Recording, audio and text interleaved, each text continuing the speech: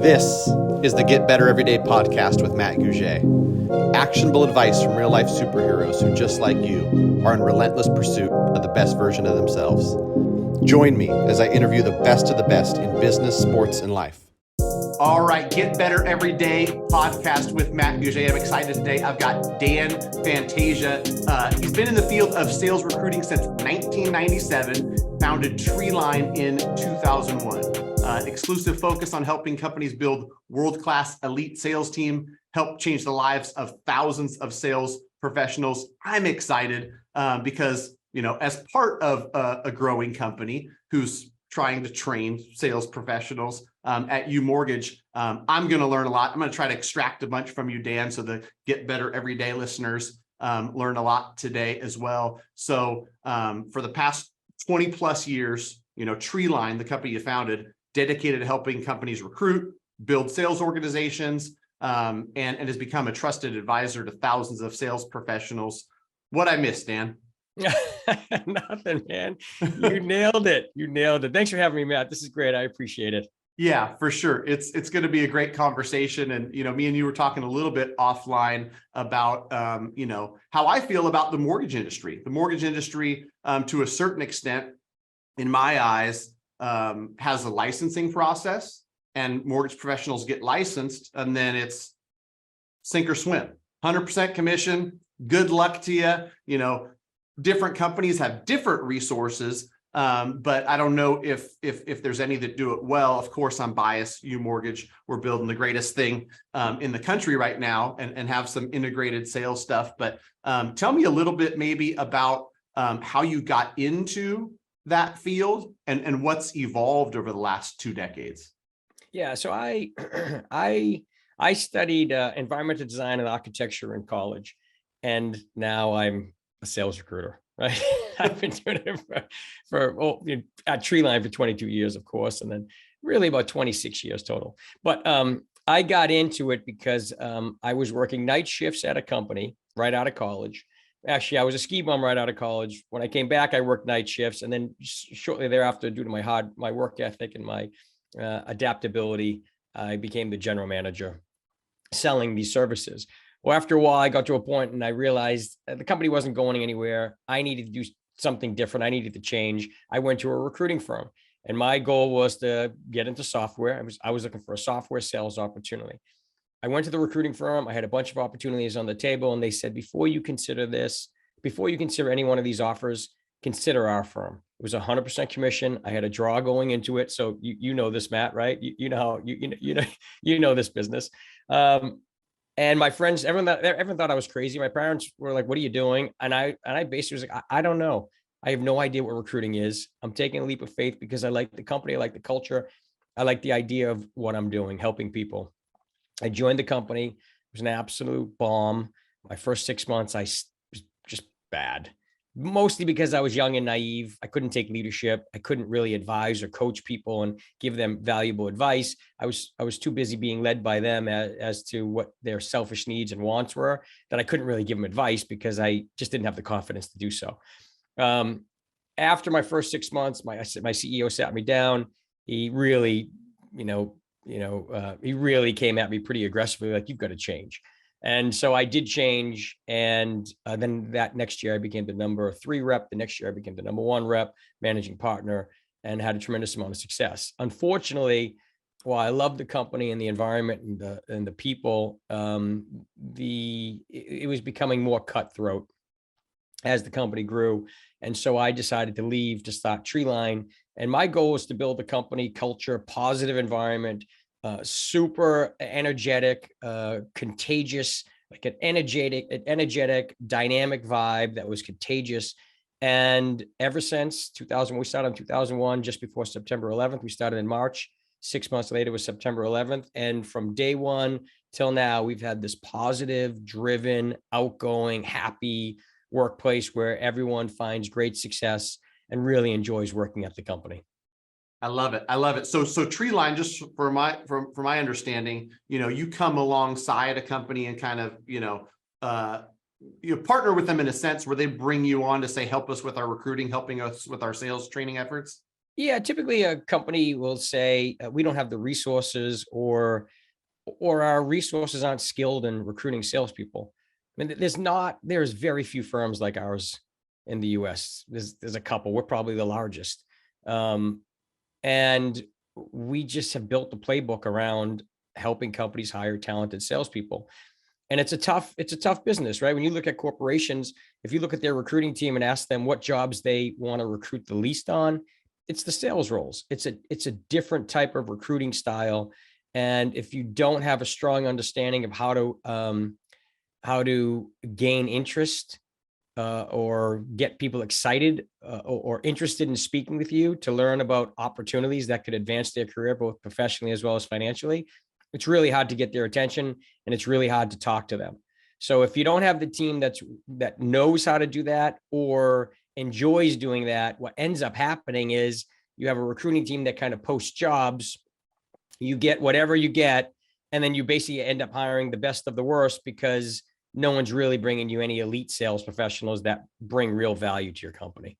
Right. Yeah, that makes a lot of sense. I want to pull something out that you said because I'm interested in your take on this. You talked about somebody sitting you down and giving it to you hard, and it was good because you're willing to kind of accept that. And in the get better everyday mindset, you've got to be willing to take feedback to get better every day. And so as you were telling that story, it reminded me of being 19 at a bank teller job, and I was young and dumb, and it took me into my 30s, I think, until I grew up. So at 19, I was definitely full-fledged idiot, and so some of the stuff that I did, I had to have some sort of mentorship or somebody to say, hey, listen, kid, you're young, but you've got potential, and give it to me straight, but give it to me hard. What do you think it is about, your personality that you were able to take that feedback and use it rather than be like, oh, this old guy doesn't know what the heck he's talking about? Yeah, I think I am not afraid to make mistakes or try new things. As we just talked about before this, right?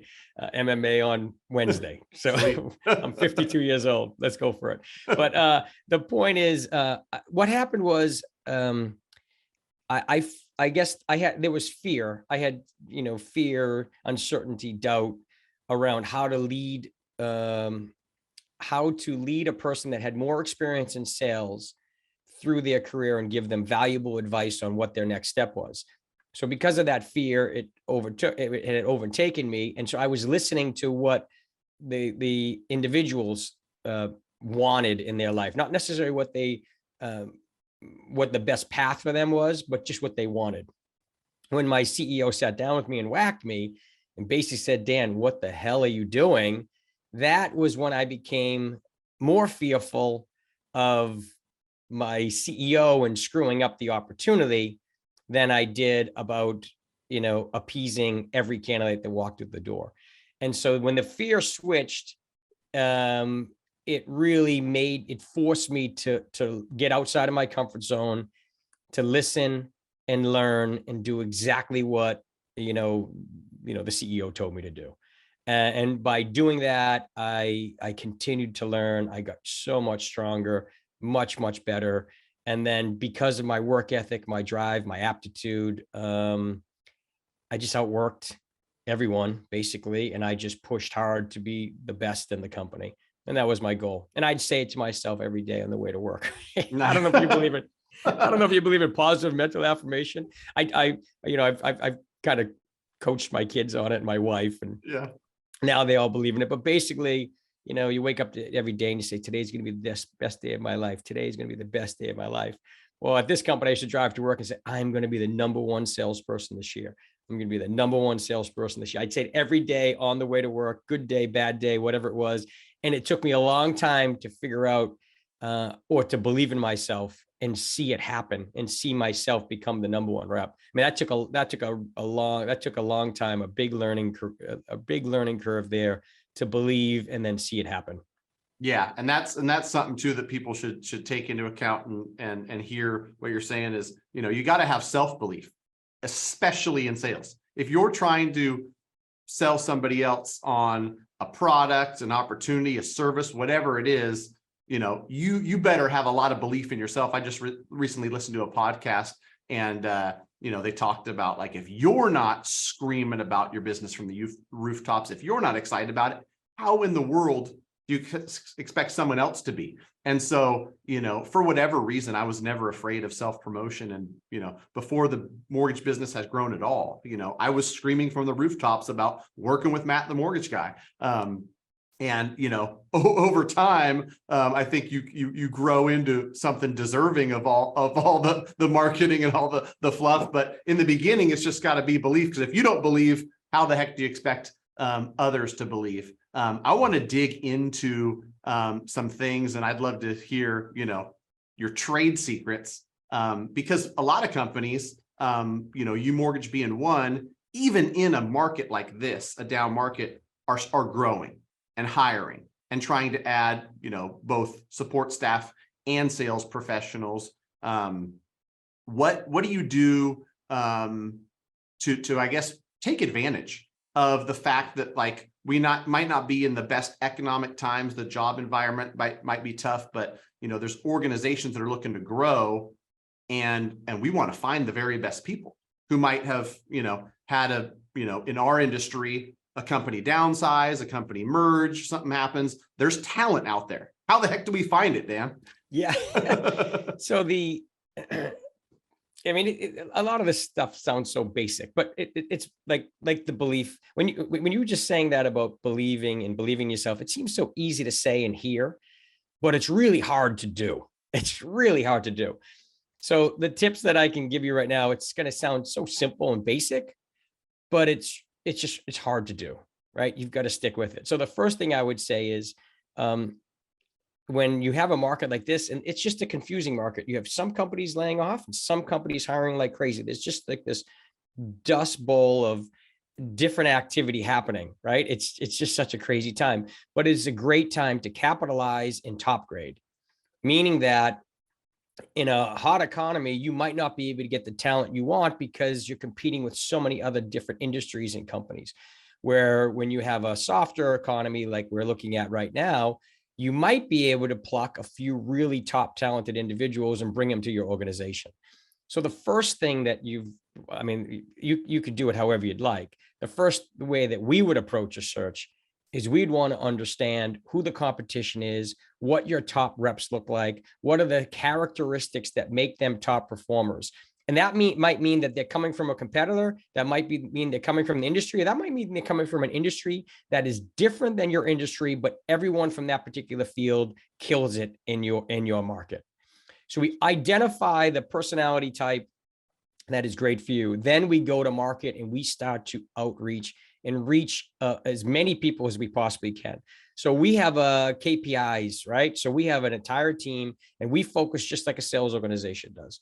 We focus on outreach. We're focused on a target audience. We go after that target audience and we connect with that target audience, whether it be on LinkedIn, whether it be on phone calls, whether it be through our database. We're reaching out to identify that talent. As we identify that talent, we track that. So we know for every search we're doing, we know how many people we reached out to in a week. And if we realize that we reached out to 500 people in a week, wonderful. What does our conversion ratio look like? And how many of those people are connecting with us? And how many of those people are interested in the opportunity? And then we start to evaluate the data, right? So as a company, what you want to do is you want to have some kind of plan and strategy to do an outreach based on the audience you're looking for. Then you want to track that data and figure out how realistic your search is. So for us, for a company, we would then turn around and say, this is how many people we reached out to. This is how many people connected. And this is how many people are interested. By the way, nobody's interested. And the reason why they're not interested is because we've got a messaging issue, or the comp is off, or they have non-competes. And while you want a competitor, unless you're willing to fight a non-compete, you're not going to be able to get these individuals. The idea is you're reaching out, you're connecting consistently all of the time. You should always be looking for top talent. And then as you're looking for that top talent, you're identifying who the players are. So if you need someone right now, you're trying to figure out why they are looking and why they're interested. If everyone's saying no, then we need to go back to the drawing board and figure out what is wrong. What are the issues? Is the comp off? is the company, do we have to change the positioning around the company, right? What's the feedback from the market? Once you understand what the feedback is from the market, you continue to track top performers. As you track top performers, you figure out your messaging, you figure out your comp structure, you figure out how you're going to track these individuals, and then you continue to track them, right? You drip on them, you track them, you watch where they go. And so over time, you're going to build a database full of prospective candidates that you want to bring over to your team. And that might be in 1 month, that might be in 18 months. But at least you know who they are, you're tracking them, you're dripping on them. And ultimately your goal is to bring them in, get them excited, learn from the market, and then ultimately hire them and start them in your organization.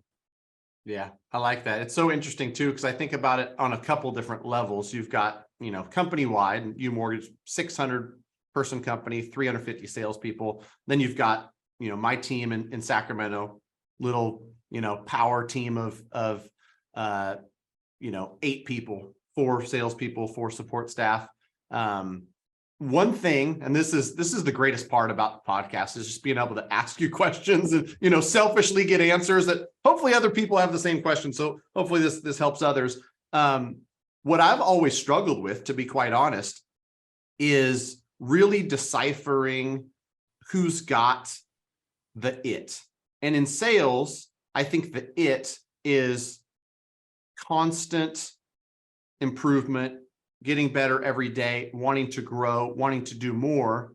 Because some might be halfway decent, but whatever metric you're tracking, depending on the business, 1 to 2 a month, I get by, okay. And that's all they ever want to do.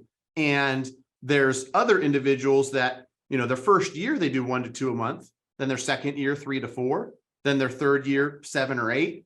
By their fourth year, they're doing 15 deals a month. And by the 5th year, they're doing 300 deals a year. And for me, just a layman, right? Like I might look at 2 and go, I'm just an eternal optimist, Dan. And I see people and I love all people, it's probably to a fault, where I have faith in people. And then I realize later, this is someone who's perfectly fine being average or perfectly fine being mediocre.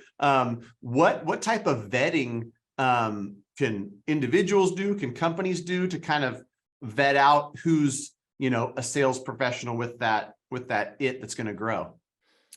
That's a good question. So I just wrote a blog and I just posted it on our website actually. And it's about the one common denominator that makes a top salesperson a top salesperson. And there are hard skills and soft skills that we look at for every one of our clients to understand, to make sure that we bring the right characteristics to the selling environment they're joining. But the one common denominator is that the top salespeople, they're workers. They have the work ethic. They have that ambition. Whether they like the work itself or not, they hold themselves accountable to completing the work, to challenge themselves, to push really hard to get the job done. So understanding who has like the work ethic comes into, some of the techniques we use, comes into the interview. And what we like to talk about is outside of all the things that I can read on your resume, I want to understand who you are, right? This isn't an interview. Let's just talk about who you are. I'm not going to sell you. Don't sell me. Let's just find out if this is a good fit for both parties. And if it's a good fit, you'll sustain a career here for many, many years. But the first thing I want to figure out is, who are you, right? Did you start working when you were 15 years old, and were you walking to the pizza place down the street? I mean, did you have a paper route? I don't know. What did you do throughout your life? What is it about you that makes you such a hard worker? Did you play sports and were you just a natural athlete that everything came to you? Or did you really were you in the gym before practice and after practice doing everything it took to be better? Right. So we're trying to find that work ethic, that passion to hold themselves accountable, because we know that your hardest working reps that have the sales characteristics you need, both hard and soft skills, will be your top performers long term. Yeah, I like that. And it's so true, because I think about, me personally, I think about others I know about, where it's like, man, this person was selling gum in 8th grade, and then they were Yeah. delivering newspapers when they were 14, and as soon as they got their work permit, they're out there hustling and working. So you probably could tell from an early age with some of these folks. But yeah, they wouldn't put that 8th grade gum selling on a resume for LinkedIn, right? You just don't see it, and then when you look at the environments that like when you look at your own sales environment, there are some hard skills that you really want to understand. And that is, for example, is a person more of a hunter or a farmer? Are they transactional in nature, or are they strategic in nature? Right? There's all of these skills. Do they sell to a recognized need or unrecognized need? Right? What's their average sales size and sales cycle and quota? All of those things are important for us because we're trying to identify the right selling characteristics for the right environment. So for example, if you have a transactional sales environment, but you meet and talk to and interview a enterprise or strategic salesperson, they're going to sound great. They're going to present incredibly well. They're going to sell you on why they're the right fit for the opportunity, right? That's why you really don't want anyone selling you. You just want to figure out the basic understanding of their background.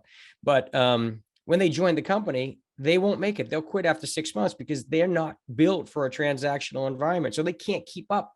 They can't handle the pace. And so now they're unhappy. They're not confident, and they leave because they realize it's just not the right environment for them.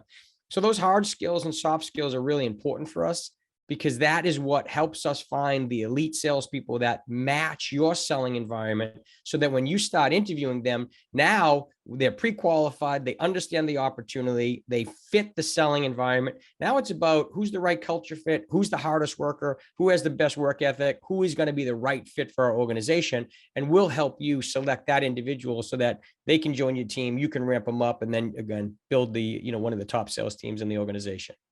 Yeah, that's great. What I want to dig out from your decades of experience as well, because it just came to my mind with, you've seen a thing or two, so you know a thing or two about sales, and I think that sales, at least for me, it's gotten a nasty name. So some people move from, oh, I'm not in sales, I'm an advisor. And, the industries that I'm closest to are mortgage and real estate, being a mortgage broker and then having a lot of these partnerships with real estate agents.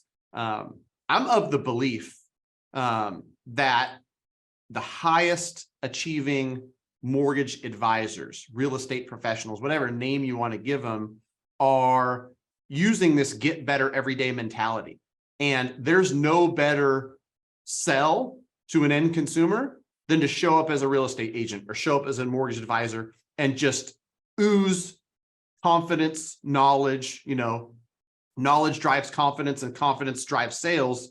So has it always been that way and I just learned it? Or do you think that sales has kind of evolved, as the end consumer has maybe gotten hip to like, hey, this guy is trying to sell me a pen. This is a sales pitch. And so people have had to pivot. Has it slowly evolved? Has it always been this way? Or is, 42-year-old me just kind of learning this stuff just now in life? No, it's totally evolved. You're dead on. It's sales is so much more consultative, right? A lot of those techniques that we had learned, or at least that I had learned, years ago, it's just changed. People have access to so much more information than they've ever had before.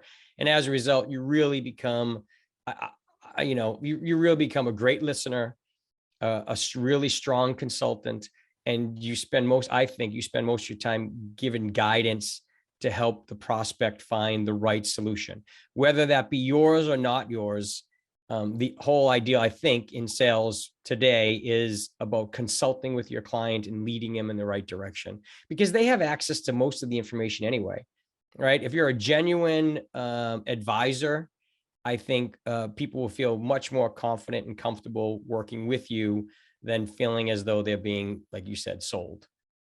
Right. Yeah. And that's the approach me and my team have taken is, I'm educating the masses, whether it's through YouTube or other social, platforms. I'm here to help. Here's all the information. If you'd like to work with me and my team, we'd be happy to help. And seems to be working. So if it's not broke, I'm not going to try to fix it. I'd love to talk about something outside of sales, outside of business. Dan Fantasia as a person, what are some things that you're doing, getting better every day? I know you're a father of three, so we relate there, where there's constant get better every day when it comes to fatherhood and family life and balancing that with work. But what's something that you're currently working on in this season of life? Yeah, you know what? I'm great at failing and making mistakes and trying new things, right? So for me, I like to mix it up and keep life like spicy and try new things. Like I had mentioned to you, my son and I are trying a MMA class on tomorrow night. So that's our first one. We're going to do it for 2 weeks and see how it goes. But for me personally, I like to mix things up. Like I'm big into exercise, so I have to exercise every morning. That's just part of who I am. It keeps me grounded. It keeps me feeling healthy and feeling good. I like to listen to podcasts, and I'm not a great book reader. I wish I were, Matt. I have plenty of them in my office right here. They're all around me. But I'm a better listener than I'm a reader. And so I try to do as much as I possibly can. I also, I have a business coach, believe it or not. And that I personally find the business coach for the company really helps you think outside the box, see the organization from a different perspective, and it gives you really a strong ability to work on the company and not always in it. So all of those things help me with change and trying new things and diversity, and it just keeps me fired up and going. Yeah, I like it. In some ways, when you talk, I'm talking to myself. If I had $1 for every book that's sitting on my desk, Ed Milet, The Power of One More. This guy's got an amazing podcast, and I've listened to 15 1-hour podcasts, but I can't get through this dang book because the same way I'm just not a reader. So I've got to be stimulated with audio and visual and all those things. I don't know what it is about me, but I know that. What a beautiful world we live in, where all this stuff comes to us, and at the touch of our fingertips, we can listen to a podcast and get the information that way. So I'm actually listening to a book now called The Comfort Crisis, and it's just the things you're saying. It's such a great book. I like to listen to them working out, or on a run or what have you, and it's just nice to mix things up. So I couldn't agree more. Yeah. Listening is huge for me. Very, very good. Yeah. I did some audiobooks, and somehow like my Apple Watch isn't connected to my ear pods, and moving so fast. It's been a month. I haven't stopped to just, watch a YouTube video to figure out how to fix it. But before I let you go, I'd love to maybe end it with a couple of tips, straight from a sales guru. One, and you went into it a little bit about how to hire and how to look at, prospects and vet them. So maybe a tip for the actual prospect, for somebody who's in sales. What can they do to, not necessarily fast track their career, but you talked about presenting opportunities and finding a fit. I think for some, at least I've seen it, with colleagues and with people I've met, it might be the right person in the wrong opportunity. Or it's like, man, this guy would do really well over there. Or she, has the skill set to match there. Like, what's your advice to a sales professional who's out there and maybe just getting started, for how to navigate, a job market like we're in right now? So the first thing I would say is make sure you have plenty of runway to consider opportunities. Many times people get to us and they might be getting laid off, or something's happening in the company and they're feeling uncomfortable, and they have a need to move. When you have when you have urgency to move, your decisions are based on emotions. You're more desperate, and you can't necessarily always find a company that you're advancing your career, both professionally as well as financially, right? Because you're in a rush. The best thing you could do is, if you're selectively looking, get in touch with a search firm, A legitimate search firm is going to consult with you, understand what you're looking for, and then serve you up opportunities that meet your criteria. If no one's doing that for you, you'll never know what the other options are because you're just not paying attention. So my suggestion would be have someone else do the work for you, stay in touch with them, and have them send you opportunities so you can at least educate yourself on what's happening in the market. If you find yourself in a more desperate situation where you need to get a new job, then the first thing I would do is start to use all of your sales techniques, meaning that consider it a new territory, right? Just like you build out your territory, look at the radius of where you want to work. And by the way, that could be a radius, that might not be a radius, depending on working virtually or hybrid or what have you. But identify some kind of geography that you want to work in. Then start to look at who are the companies you want to work for. Look at the companies that are listed as the best places to work in the region. Look at the fastest growing privately held companies. Look at software companies or mortgage companies. The point is identify your target audience, right? Just like you would do in any sales territory. Once you identify your target audience, start connecting. Start finding decision makers at these companies or companies in these fields on LinkedIn and start connecting. And maybe you set a small goal of connecting with 10 people per day. That's 50 people per week, right? That's 200 people per month. The idea is you're building a sales strategy and an outreach plan to start getting you connected and in front of the right decision makers at the industry, at the companies and the industries you want to be part of. Once you do that, start tracking who's following you, who's connecting with you, messaging them saying, find a commonality or something genuine. I see that I've been doing research in your company, and I noticed in this last, press release that you're growing and hiring. I think I could be an asset to your organization and would love to know who I need to talk to consider an opportunity at your company. So you're building a sales process that's consistent, that you're held accountable to every single day. You're connecting to people, you're messaging people, and then before you know it, you're building a pipeline of opportunities. And now it's about deciding which one's the right fit for you. I love it, man. That's such great advice. I hadn't ever thought about what you said, but it's so true where, when you're desperate, the decisions aren't going to be as good. And when it's fear and desperation and whatnot, and those similarities between sales and the job hunt is another great point you made too. I think about it, combining those two things, where as a salesperson, if you're desperate, I talk to some of the people on my team, people can just sense it. People can smell it, right? And you 100%. Want to be advising, presenting, showing all the options. If you like to work with us, we're here to help. And that sells a lot better than a hard sale from a desperate salesperson. And, thinking about my decade in mortgage and the 3 different companies I've been at, I didn't know I was doing this, but maybe I'm just a savant, Dan. Maybe I'm just brilliant. I was looking at opportunities always, because you never know, right? And so I wasn't in a position where I was desperate. Generally speaking, when you see movement, it's because there's pain. Oh, this company, their technology stack is not good, or this company, their pricing is bad. And so people are moving because they're in pain. I happen to go from a great company to an even greater company, from an even greater company to, where I'm at now, the greatest company in the country at Mortgage, U Mortgage.